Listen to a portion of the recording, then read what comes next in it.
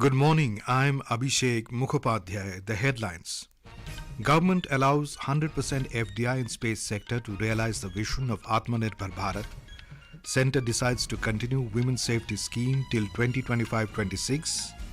Prime Minister Narendra Modi to inaugurate multiple development projects worth 55,500 crore rupees in Gujarat this afternoon. Several challenging global issues to be figured in discussion on the second day of the Raisina Dialogue in New Delhi today. External Affairs Minister S Jaishankar, Minister for Railways and IT Ashwini Vaishnaw to attend the sessions. And in tennis, Sumit Nagal to face Niki Kaliyanda Poonacha in the men's singles pre-quarters in Pune this afternoon.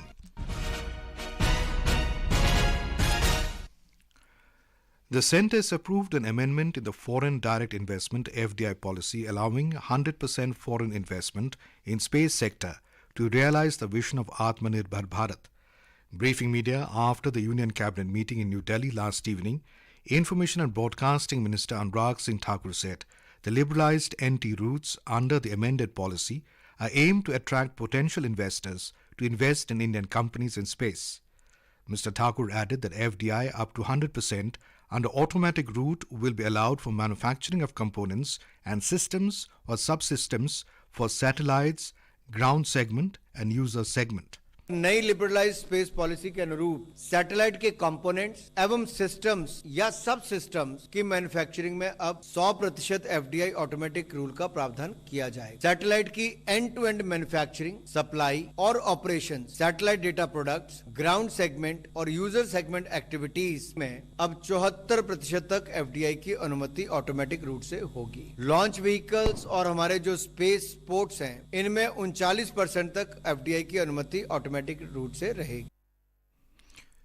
The Union Cabinet has also approved the proposal of Ministry of Home Affairs of continuation of implementation of umbrella scheme on safety of women at a total cost of around 1,180 crore rupees during the period from 2021-22 to 2025-26. महिलाओं के सुरक्षा संबंधित विभिन्न initiative को consolidate करते हुए एक umbrella scheme safety for women को वर्ष 2025-26 तक लागू करने का निर्णय लिया गया है, जिसमें 24/7 इमरजेंसी हेल्पलाइन नंबर 112 की व्यवस्था को स्केल अप किया जाएगा, इनके बढ़ा दिया जाएगा। साइंटिफिक और टाइमली इन्वेस्टिगेशन के लिए हम 6 साइबर फॉरेंसिक साइंस लेबोरेटरीज ये बनाने जा रहे हैं। फॉरेंसिक एविडेंस की एक कंसोलिडेटेड और सिक्योर रेपोजिटरी हेतु नेशनल फॉरेंसिक डाटा सेंटर की स्थापना की जाएगी। The Union Cabinet has also approved the continuation of centrally sponsored scheme Flood Management and Border Areas Program FMBAP with a total outlay of 4,100 crore rupees for a period of 5 years from 2021-22 to 2025-26. Mr. Thakur said under it 2,940 crore rupees will be provided under the Flood Management Program component, while 1,060 crore rupees will be given under river management and border areas for flood control and anti-erosion works on common border rivers. Cabinet Committee on Economic Affairs has approved the fair and remunerative price FRP of sugarcane payable by sugar factories for sugar season 2024-25 at 340 rupees per quintal. The revised FRP will be applicable from the 1st of October this year. The Centre has also approved inclusion of additional activities in National Livestock Mission. Under the additional activities, provisions have been made for providing 50% capital subsidy up to 50 lakh rupees to the individuals, farmer producer organizations, self-help group among others for establishment of entrepreneurship for horse, donkey, mule, camel. Prime Minister Narendra Modi will inaugurate and lay the foundation stone of multiple development projects worth 55,500 crore rupees in Gujarat today. Our correspondent reports that during his day-long visit to Gujarat, PM will attend programs at Ahmedabad, Mehsana and Navsari and will launch several projects related to road, rail, energy, health, internet connectivity, urban development, water supply, tourism sectors. We have a report from our correspondent. In the morning, PM will participate in the Golden Jubilee celebration of Gujarat Cooperative Milk Marketing Federation, popularly known as Amul, at Narendra Modi Stadium in Ahmedabad. Later, at a public function at Tarab in Mehsana, PM will also inaugurate important projects including BharatNet Phase 2, Gujarat Fibre Grid Network Limited, which will provide high-speed internet to more than 8,000 Gram Panchayats. Besides, multiple projects for rail line doubling, gauge conversion, new broad gauge line in districts of Mehsana and Banaskantha. In the evening, PM will also launched several projects at Navsari, including the inauguration of 2 new pressurized heavy water reactors at Kakrapar Atomic Power Station, KAPS-3 and KAPS-4. PM will also initiate the work commencement for construction of PM Mitra Park in Navsari. Aparna Khund, Akashvani News, Ahmedabad. Later, the Prime Minister will visit his parliamentary constituency, Varanasi. He will be on a 2-day tour of Kashi and will launch development projects worth more than 13,000 crores during his stay. Prime Minister will also lay the foundation stone of the National Institute of Fashion Technology, NIFT, in Varanasi. Augmenting the health infrastructure in Varanasi, Prime Minister will lay the foundation stone of a new medical college in Varanasi. He will also lay the foundation stone of National Centre of Aging at BHU. Union Agriculture Minister Arjun Munda yesterday said the government is ready to discuss all the issues, including MSP demand, crop diversification and stubble issue in the next round of talks with the protesting farmers. The Agriculture Minister invited the farmer leaders for the 5th round of discussion. He also urged the protesting farmers to maintain peace. Meanwhile, the centre asked Punjab government to maintain law and order in the wake of farmers' agitation. Sources said Union Home Ministry has sent an advisory to the state government in this regard. Meanwhile, farm leader Sarwan Singh Pandher has announced a 2-day hold on the Delhi march. He confirmed that discussions would be held regarding the incident that occurred in Khanori, and there would be a pause of 2 days on the march towards Delhi. He added that they would clarify the entire situation later and decide on the further course of action. This is Akashvani giving you the news. For quick news updates around the clock, follow us on our Twitter handle at AIR News Alerts. India's flagship conference, the Raisina Dialogue, will witness several insightful discussions during various sessions on the second day today in New Delhi.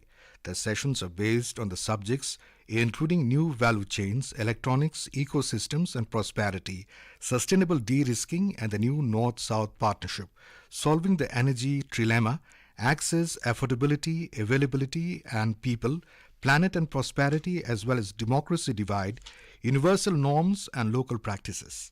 External Affairs Minister Dr. S Jaishankar, Minister for Railways and IT Ashwini Vaishnaw and the Chairman Economic Advisory Council to the Prime Minister Bibek Debroy, among others, will be attending the sessions.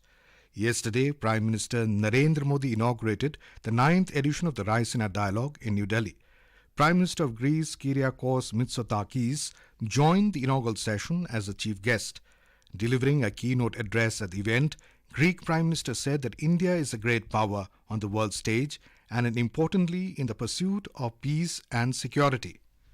Strengthening our partnership with India should be a cornerstone of Europe's foreign policy. We are at a unique moment of mutually beneficial opportunity, one in which Greece, given its geographic, cultural and strategic proximity, can act as an interlocutor between India and Europe, and I would dare to go even wider lens, between the global north and the global south, and indeed between the east and the west. It presents so much opportunity for both our countries. Meanwhile, External Affairs Minister Dr. Jaishankar said that 2 civilizational states, India and Greece, have a particular responsibility to contribute to the evolution of the contemporary global order. He mentioned that both the countries naturally tend to take a long view of challenges and a considered one of opportunities. As India deepens its footprint abroad, Greece has emerged as a favorable destination. Our pharmaceutical industry, our agro-business and aviation are already established there. We expect that a mobility agreement will bring us even closer. India's growing interest in the Mediterranean region is an important facet of our steady rise. The India-Greece partnership can surely serve as an anchor. India and Greece have agreed to double the bilateral trade by the year 2030. Prime Minister Narendra Modi and visiting Greece Prime Minister Kyriakos Mitsotakis yesterday held bilateral and delegation-level talks in New Delhi. During the meeting, both countries deliberated on a range of issues and expressed their commitment to enhance cooperation in the field of space, pharma, shipping, communication, defense, agriculture, and maritime and air connectivity. Ministry of Ayush and Ministry of Tribal Affairs today announced a joint initiative on public health of tribal students. The joint national-level project of health screening and management through Ayurvedic interventions will benefit over 20,000 tribal students. The Ministry of Ayush, through its Research Council, CCRAS, has taken this health initiative for tribal students with a joint initiative of Ministry of Tribal Affairs and ICMR NIRTH Jabbalpur.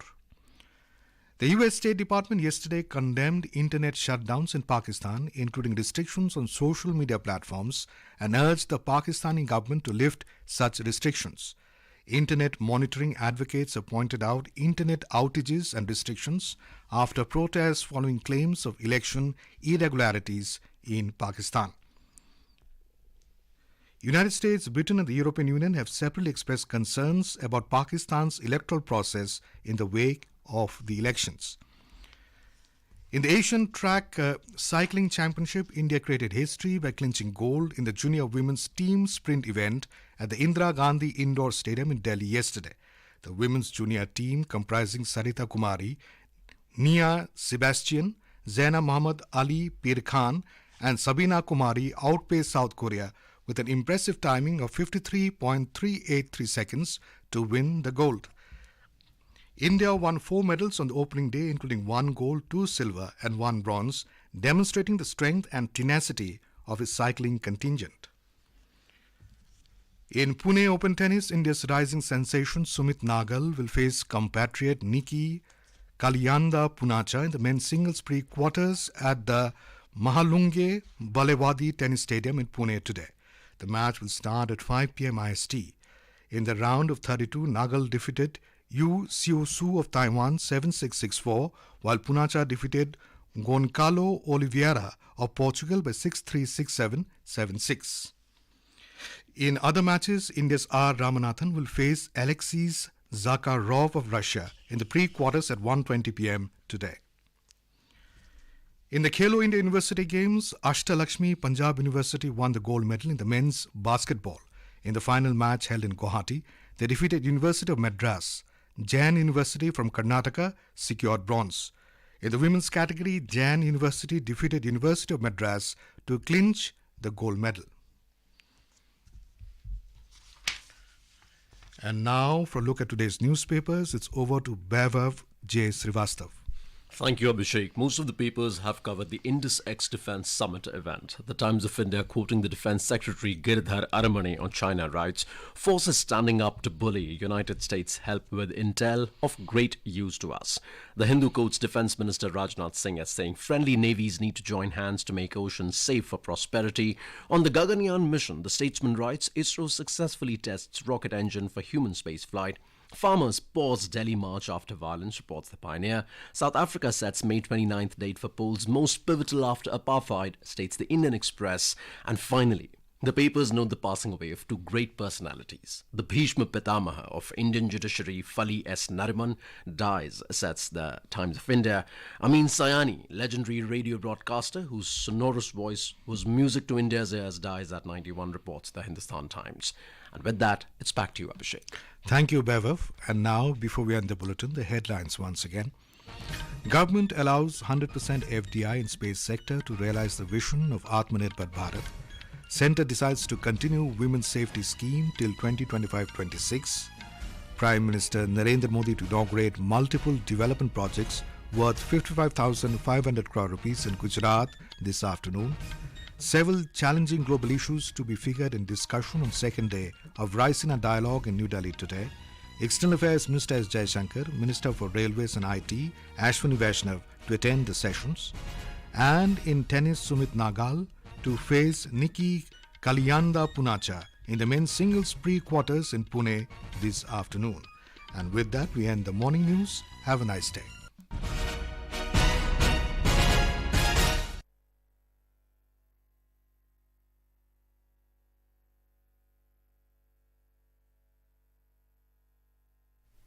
Akashvani से पेश